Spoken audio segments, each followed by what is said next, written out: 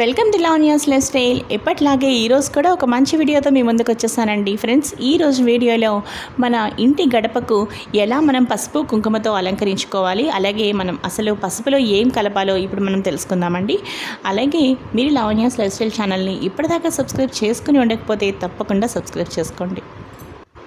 మన ఇంటి గడపకు పసుపు కుంకుమతో చక్కగా ఎలా అలంకరించుకోవాలో ఇప్పుడు మీకు నేను చూపిస్తానండి.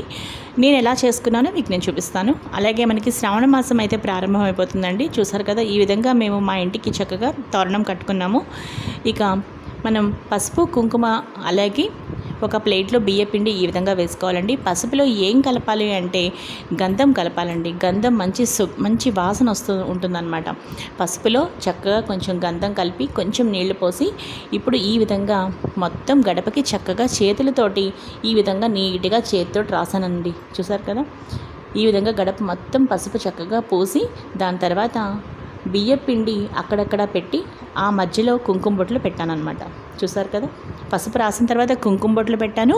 ఆ కుంకుమ బొట్టు 2 కుంకుమ బొట్ల మధ్యలో ఒక బియ్యపిండి చుక్క రావాలన్నమాట. ఆ విధంగా పెట్టుకున్నానండి. ఇక మా ఇంటి చూసారు కదా, శుభదృష్టి గణపతికి ఈ విధంగా చక్కగా గంధంతో ఫస్ట్ బొట్టు పెట్టాను.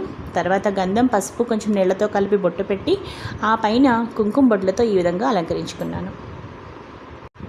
ఈరోజు వీడియో మీ అందరికీ బాగా నచ్చితే లైక్ చేయండి, షేర్ చేయండి. అలాగే లావణ్యాస్ లైఫ్ స్టైల్ ఛానల్ని సబ్స్క్రైబ్ చేసుకోండి. మరో మంచి వీడియోతో కలుస్తాను.